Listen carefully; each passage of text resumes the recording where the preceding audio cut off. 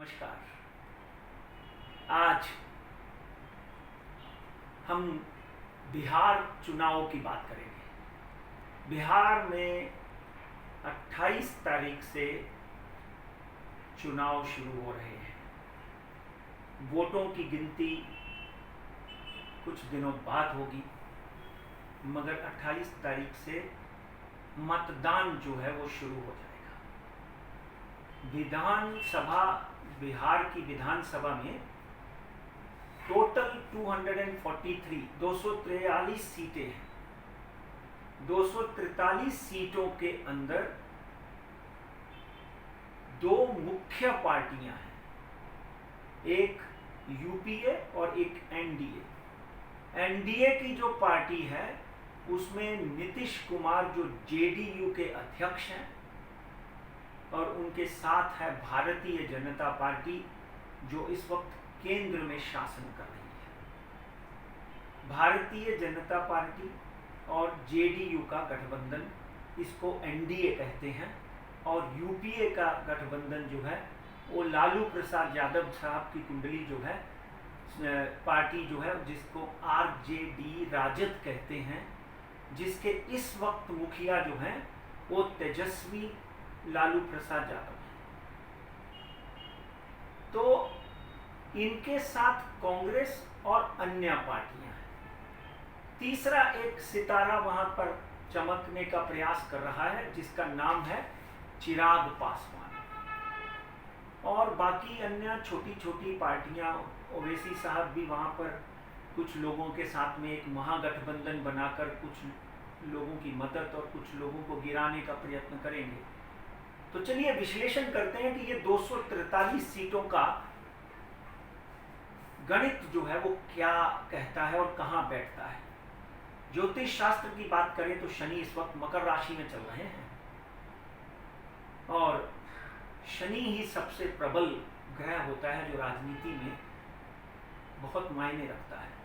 और उसके साथ में राहु और केतु जो हैं वो वृषभ और वृश्चिक राशि में उच्च के प्रवेश कर चुके हैं। आपको याद होगा कि 23 तारीख को सितंबर को, इसके पहले हमने शो किया था कि 23 तारीख से कोरोना जो है उसकी संख्या कम होनी शुरू हो जाएगी, और 23 सितंबर, 23 अक्टूबर, 23 नवंबर, 23 दिसंबर तक कोरोना के पेशेंट कम होंगे और कहीं ना कहीं वैक्सीन मिल जाएगी। यहाँ पर हम 23 सितंबर की इसलिए बात कर रहे हैं कि बहुत सी पार्टीज के कैंडिडेट्स को राहु की महादशा या राहु केंद्र में बैठा हुआ है उनके।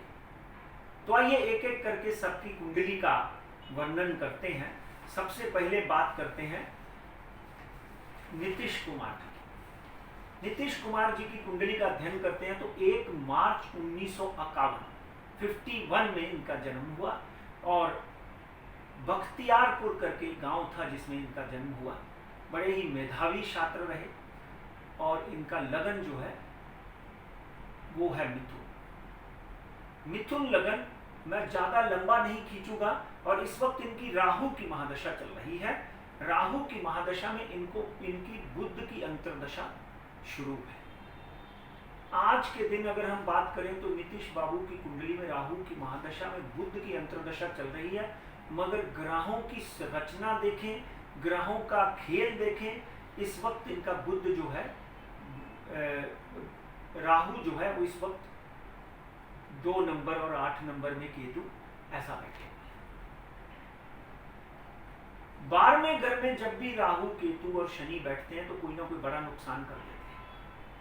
इसलिए नीतीश कुमार की कुंडली के साथ साथ में भारतीय जनता पार्टी की कुंडली का भी हमने अध्ययन किया, और वहां पे एक उप मुख्यमंत्री हैं जिनका नाम सुशील मोदी है, उनकी कुंडली का भी हमने अध्ययन किया। 5 जनवरी 1952 उनका जन्म तारीख है।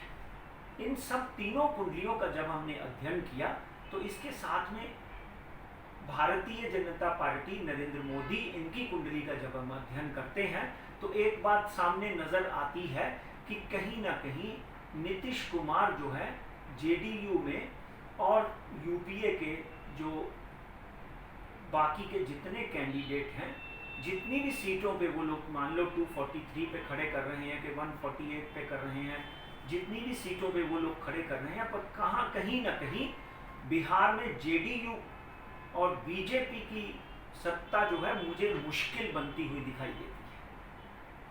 ज्यादा से ज्यादा भारतीय जनता पार्टी और जेडीयू दोनों मिलकर 102 से लेकर 107 सीटें इनके हिस्से आती हुई दिखाई देती हैं। मैं थोड़ा प्रमाण ज्यादा बोल रहा हूं।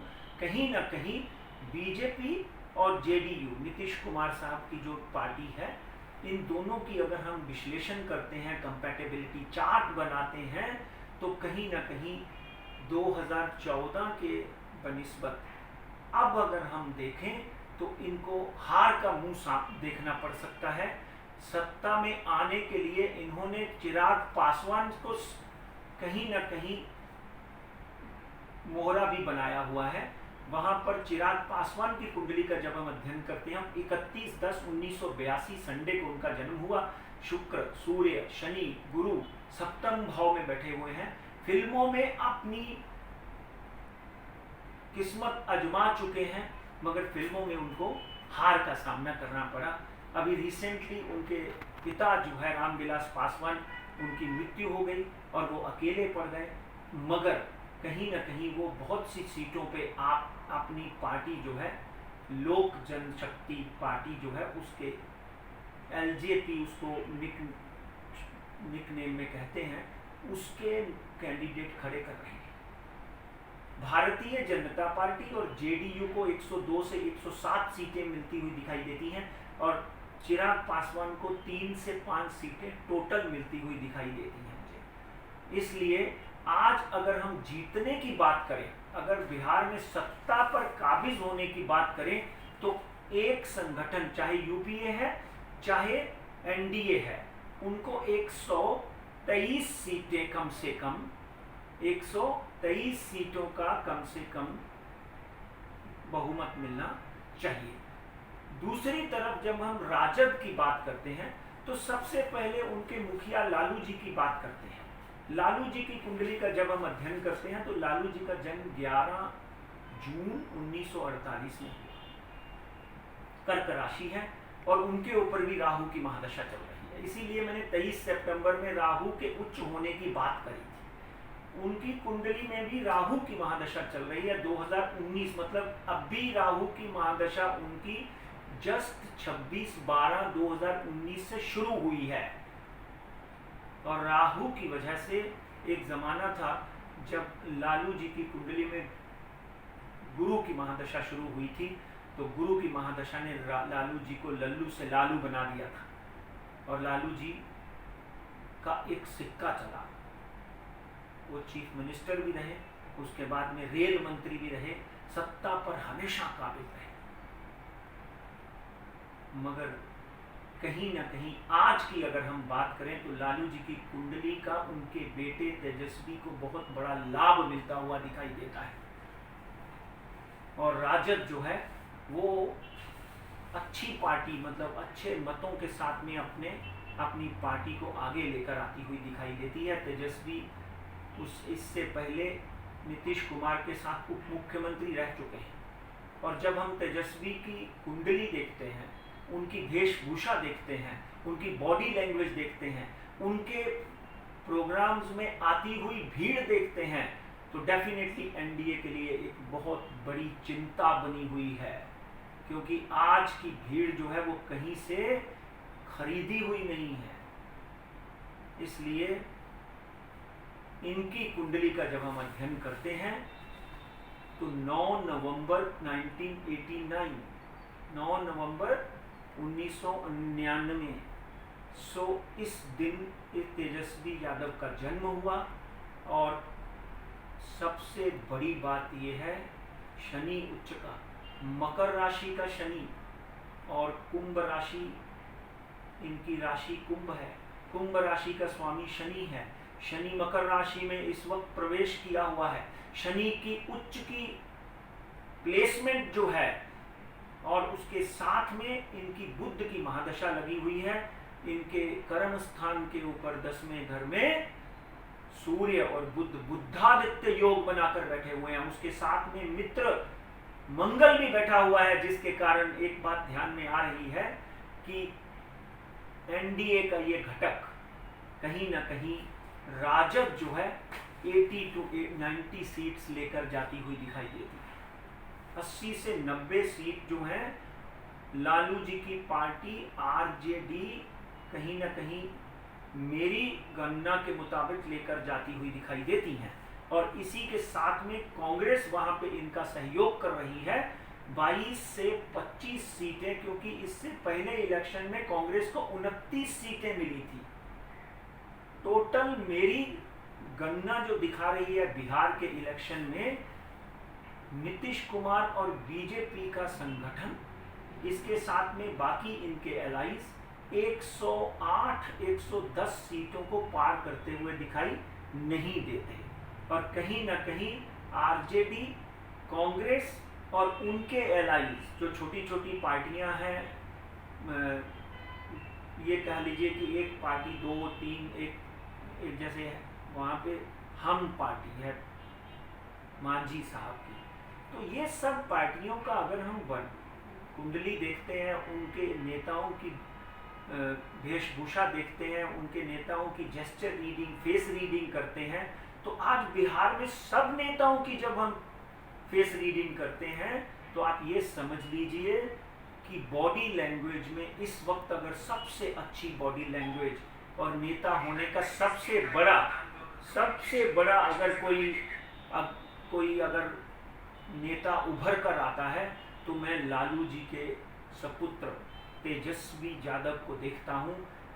और इस बात में कोई दो राय नहीं कि मेरी गणना में, मेरे गणित में लालू जी का लड़का तेजस्वी यादव कांग्रेस और उनके एलाइज मिलकर सरकार बनाते हुए दिखाई देते हैं।